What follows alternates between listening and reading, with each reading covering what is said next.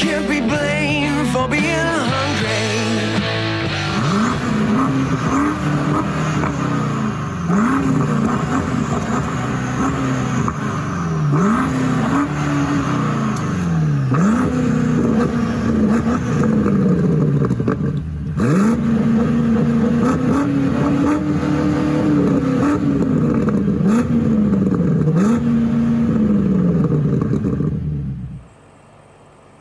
This is your 2020 BMW M8. It is beautiful. It is a Grand Coupe. Huge perk right off the bat, the color. The British Racing Green is officially my favorite color I've ever had a BMW press car in. It just looks elegant and gorgeous and stylish and absolutely love it. Let's go Quirks, Perks, and Irks. So full suite of LED lights up front. Get the nice carbon package. Now it's a little extra, and you can see it down there and up there, plus the roof, plus the mirror caps, plus the spoiler, but we'll get to that once we get around there. There's a little tiny M8 symbol here. I wish it was bigger. That's an irk for me. Not like I want it taking over one of these spots in the kidney grill, but just a little more pronounced. Again, full suite of LED lights. You have the BMW laser lights here, so much brighter, and you can see a whole lot further. And just a nice, aggressive, and menacing front end look. Let's go back to where we started. So there's a front quarter look. The wheels, a little busy for me, but I think they suit the M8 very nicely. I'll go down a little bit for you. Got the M8 badge just on the top right of your screen. I like that as opposed to having the small M that some of the other M vehicles have. So again, part of the carbon package, you get a carbon mirror cap, turn signals, and part of your surround view camera is there. And yes, in typical BMW form, for the M's, there's the gap right there. Every little bit that can help keep the vehicle having air pass through it is great. And take a look. What are you doing? Oh, I think I locked the door. Oops, sorry guys. Let's unlock it. You know, we're gonna keep that little flub in. What I'm doing is opening the door, as you can clearly see, to show you just how cool the door looks when the window is down. Again, Grand Coupe, so it's a frameless door.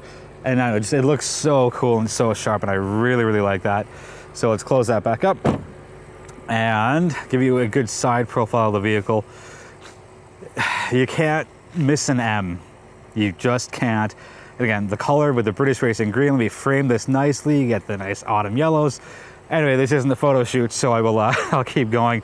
A bit of a quirk, the rear tires are slightly larger than the front tires, and that just gives you a little more stability on the road as you zip by everybody else. Taking a look at the rear, again, LED lights, you got the M8 badge, quad tailpipes, very symmetrical. More carbon across the bottom, keeping things nice and light. I didn't like the spoiler when I first saw it, but it's grown on me, and it's apparently grown on the trunk as well, but it looks really nice, and obviously it's very functional, but I find it looks really nice now. I'm gonna quickly open the trunk, give you a quick spin in there.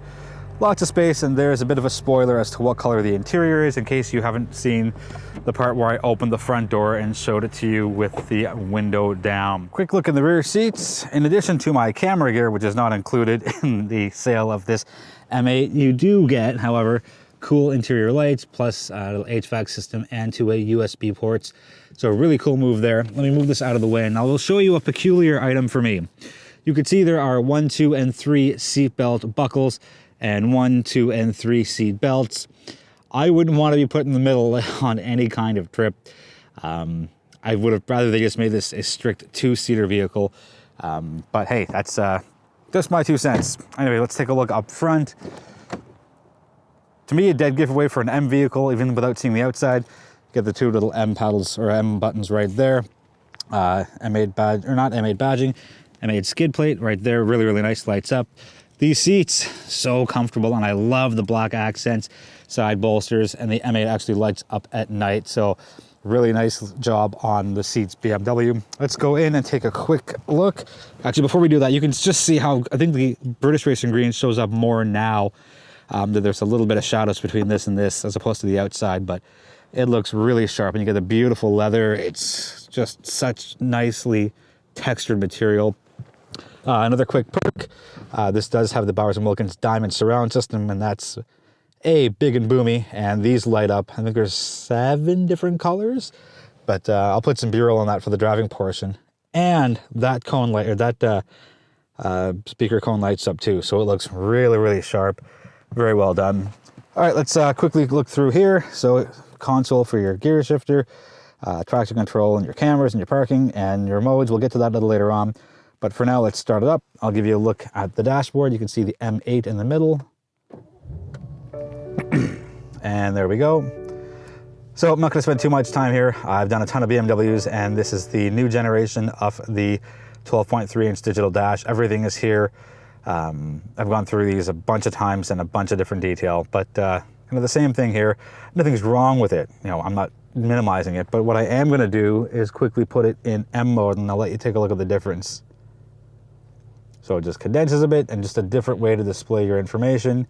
And yeah, but I like it in this mode as far as everyday driving. It's just a little clearer to look at and see and understand. All right, so there's that. Steering wheel, nice, thick, typical BMW. Again, the M1 and M2s, we'll get into that in the drive portion itself. 10.25-inch iDrive, love it, absolutely love it. Yes, it's a touch screen. But if you don't want to do that, you just use your controller there, and that gets you everything. Everything is centralized here. I wonder if BMW will ever put a volume button around here. I don't think they will, because they have the gesture control, and I'm not going to do it because then some music will come on and I'll get a hit from YouTube. But there's the button there. There's the function on your steering wheel itself. You've seen this before, and you're going to see it again. Just the cool little graphic for the digital display for your temperature direction, as well as how much temperature, actually what the degrees are itself. Hard touch buttons, good blend, no CD player, do get wireless charging. Non-heated and non-cooled cup holders in here. I think the X5 and X7 have them, but you know what, doesn't really matter here to me, because this is about performance, and it's nice carbon fiber pattern there. Interior lights change along with the speaker cones, and just a really nice touch. Here's a cool perk for me. It's got the M actually embossed in the shifter. Shifter's a little peculiar for me. So basically, if you want to go in reverse, you go left and up, then you just kind of push it back to the middle. And if you want to go to drive, it's actually right instead of going back. And back is how you get through your different different gears. But just to put it back, let's put it in reverse, and let's put it in drive again, and everything lights up there. And park is, yes, right there itself. And I love that the red, the start-stop button is red. Just a really, really nice touch. I think that's almost going to wrap it up. There is no sunroof here because it is the carbon fiber package, so it's again made to reduce weight. So yes, it's black, but the rest of the interior is pretty light. Like you can see the light brown and the silver and the black accents around the top. So it doesn't feel claustrophobic, and it doesn't feel like you're closed in. There's a lot of natural light that can come in. Frameless mirror. You have the nice M stitching along the inside of the wheel. You can notice it here. There's a little bit there, but if you're kind of looking at the steering wheel, like the camera is right by my eyes, you can't really notice it on the inside of the top. But I guess if you just turn the wheel, you can see it there.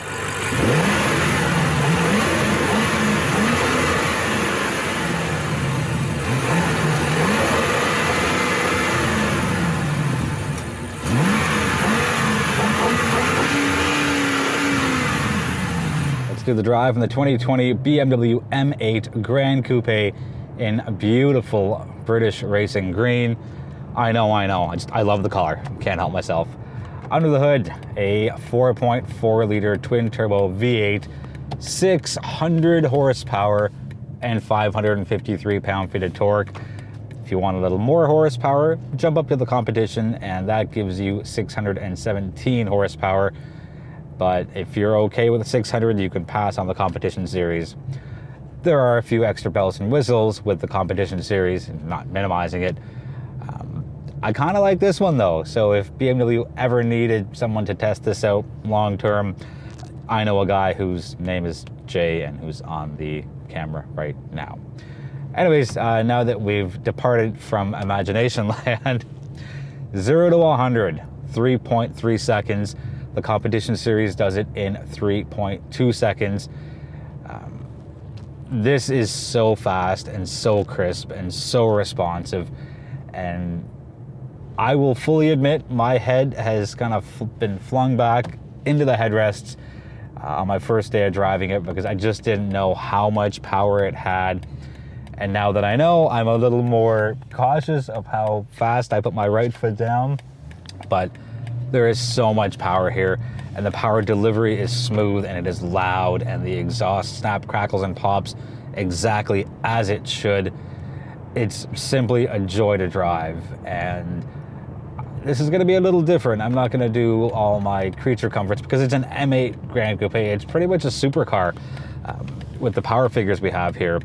So in the center console, what you're going to do is you're going to hit the word setup, and that lets you select your choice of responsiveness from engine to the chassis, steering, and the braking.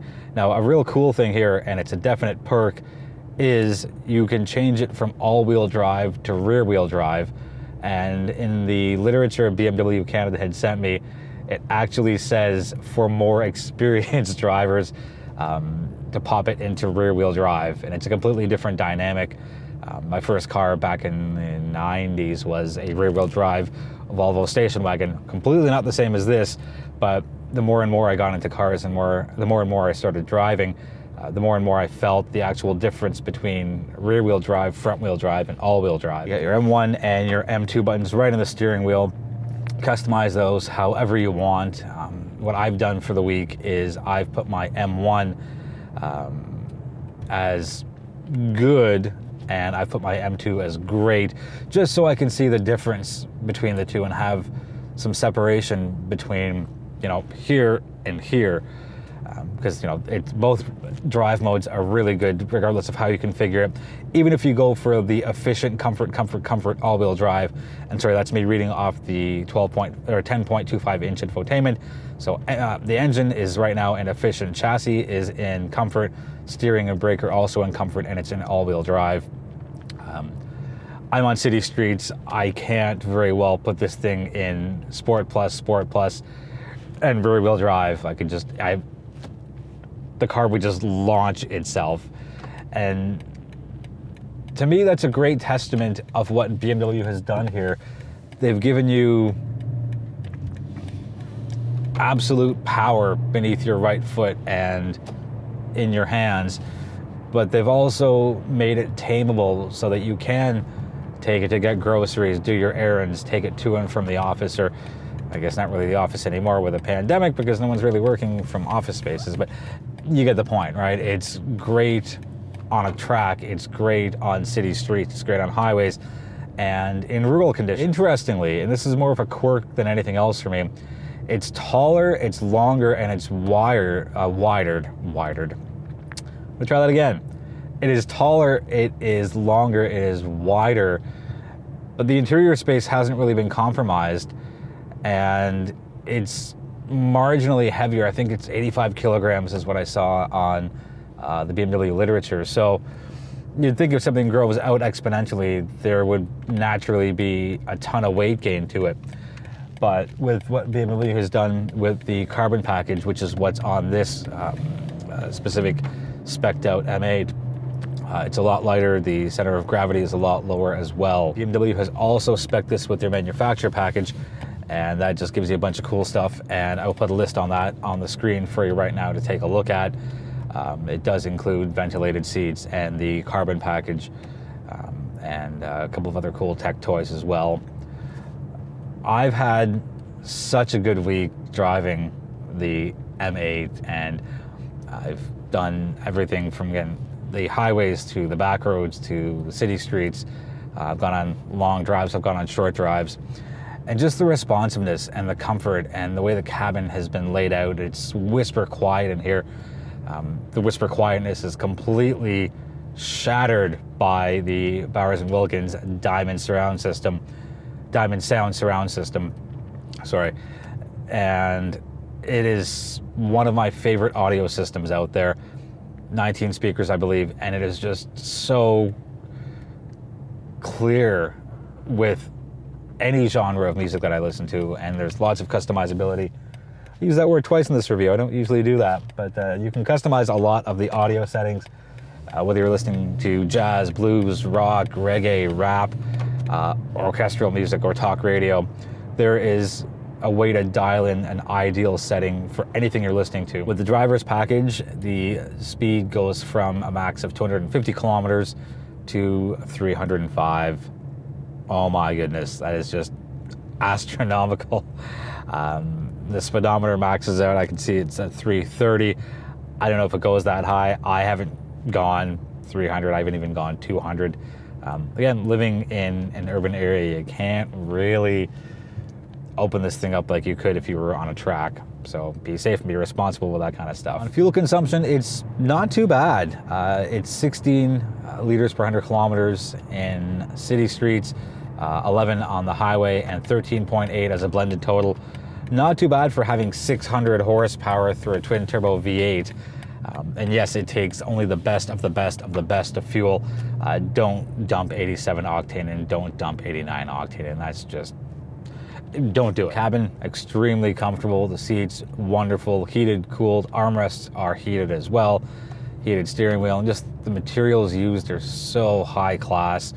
And it's typical BMW, and I love the color. And you can, if I lean forward a bit, you can see it. Or if you wanted to see more of it, just go back to the interior portion of this video. That's going to wrap it up for the 2020 BMW M8 Grand Coupe. If you've got any questions on the vehicle, let me know in the comments. I will do my best to get you answers as soon as possible. Thank you so much for watching. I appreciate the support. I really, really do. Feel free to subscribe if you haven't already. Let's get the car to a stop. Good. There's the M8 badge again, just a really nice touch. Thank you so much for watching. Be well, be healthy, be safe, and I'll be back sooner than later with my next review.